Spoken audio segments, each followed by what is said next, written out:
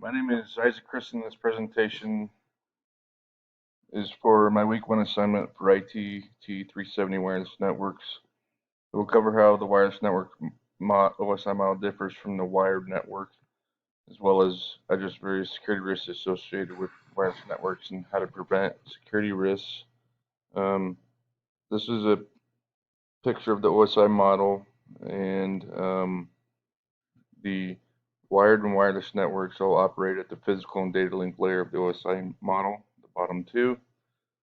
The OSI layer 1 physical layer, wireless networks at the physical layer using actual physical Ethernet connection or some other physical cable connection.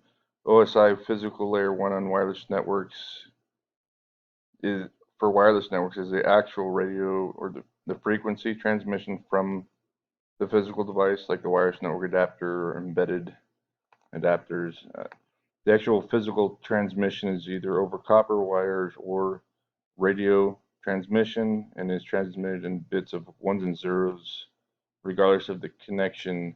Means that at layer 1, everything's transmitted in ones and zeros. At the transmission, it's transmitted uh, at the physical layer. The equipment type will determine the connectivity. This includes everything from the actual power cables, connections, cables, hardware, infrastructure equipment, switches, routers, hubs, cables, fiber, copper, adapters.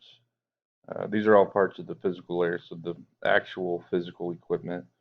Basically all hardware going back to the most basic issues like power, and is power plugged in, is power cable securely connected. At layer 1, the transmission is synchronized using a clock that controls both ends of the transmission, providing bit synchronization, and the rate control of the bits are sent per second, and the transmission mode, like auto negotiator, 100 megabits full duplex or half duplex, etc. The data link layer is, you can see here how it's broke up into two additional sub layers.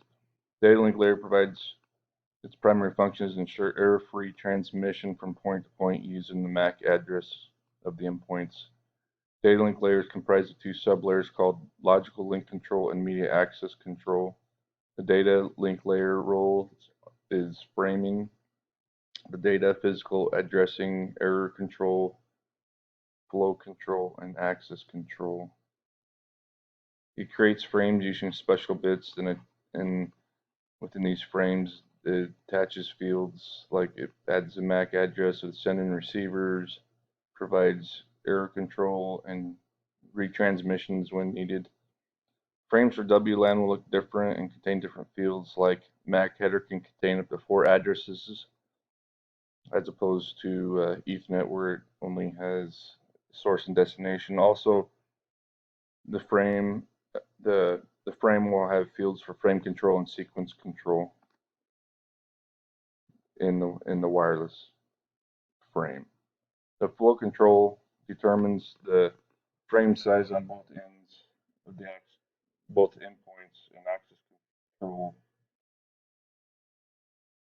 manages who has permission to transmit data at any given time. So imagine a room with 100 people, everyone can't talk all at the same time, you wouldn't understand anyone.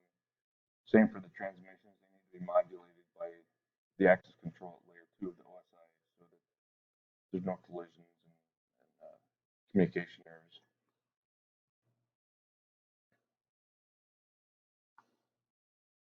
And there's an example of an Ethernet frame, whereas a wireless frame would have 4 additional fields for MAC addresses.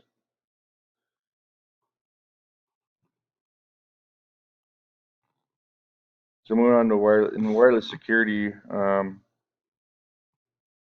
the risks associated with the wireless networks. To begin with, wired networks require physical connection in order to breach the network. Usually, this could mean through public domain though, And so that physical connection would be going through the ISP or the public domain, or plugging a computer directly into the local area network. Makes it a little harder. The security risk associated with wired and wireless networks really depends on how it's implemented. That determines the actual risk. Wired networks can be protected in various ways, like security access controls, firewalls, Active Directory services, and more. The last remains true for wireless networks. Beginning access into a wireless network is different as it is more exposed. There are obvious risks on using public hotspots without any VPN technology to encrypt your communications. Leaves it pretty open. Someone can come in on a hotspot with a Linux box and pretty much scan your entire computer for vulnerabilities very easily. Outside of the obvious vulnerabilities of unsafe wireless networks that made war driving famous, there's also a new term called warshipping, which I just learned.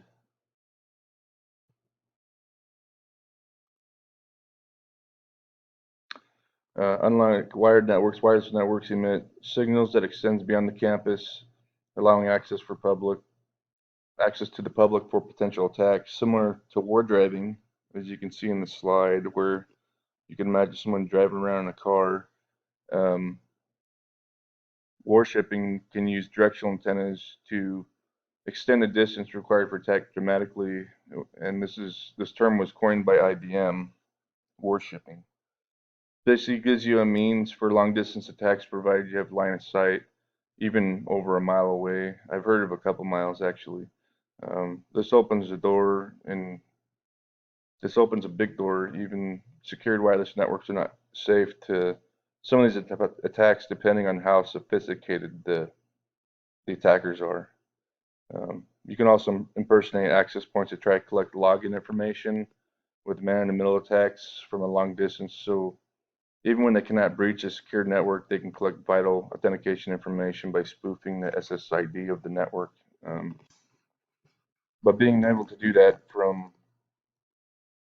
almost a distance to where you're out of sight is pretty eye-opening, using directional antennas that can focus that signal over long distances. Excuse my slide, it didn't come out right, but prevent security risks. Prevent security risk wireless attack. You should make sure that you're using enterprise level of encryption, the highest level of encryption the company can support, that is, within reasonable cost. I would recommend the WPA2 Enterprise combined with 802.1x certificate-based authentication. 1x authentication, well, PA2 Enterprise it requires a Radius server to handle authentication requests, and all endpoints have to have the supplicant installed and have 802.1x enabled. So I know at where I'm at, we do that using a group policy to enable 1x authentication. Most network adapters come with a supplicant integrated already. You may run into issues with non-standard or legacy hardware where you would need to install the supplicant. And again, this can be handled with group policy and ADFS. And also, the use of wireless LAN controllers to uniformly manage the wireless profiles and configurations, access point updates, etc. Keeping sure and keeping on top of compliance in regards to hardware firmware is a big important point. Also, when using certificate-based machine authentication with 802.1x, will also prevent, say, non-active directory domain joined computers from accessing the wireless networks, because certificate server will not enroll an endpoint with a certificate. It doesn't have a trust relationship with the domain. So this is kind of, another layer of security. So you can see how using multiple layers of security can improve and secure that wireless network.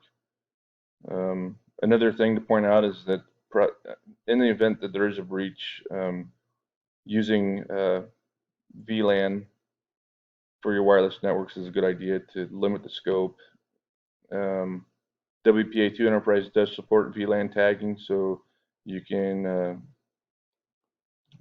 assign these wireless networks to specific VLANs to appropriately limit the access to the network. You know, cyber always says that only allow access of what is needed and nothing more. One other thing that you would want to do with your wireless network is to have some intrusion detection and prevention.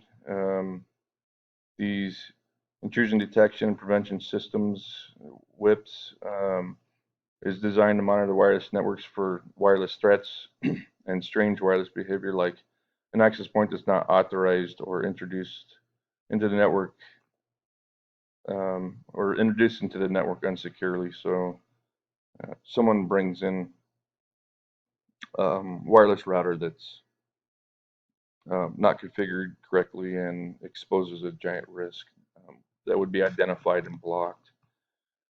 It does this by comparing, it can compare MAC addresses of known authorized access points. If something is found, it can send alerts to administrators, and some can even detect and block the radio fingerprints or frequency signatures of a device in case they were trying to spoof an access point. So these intrusion detection prevention systems are going to be very important for any enterprise wireless network. And here are my references.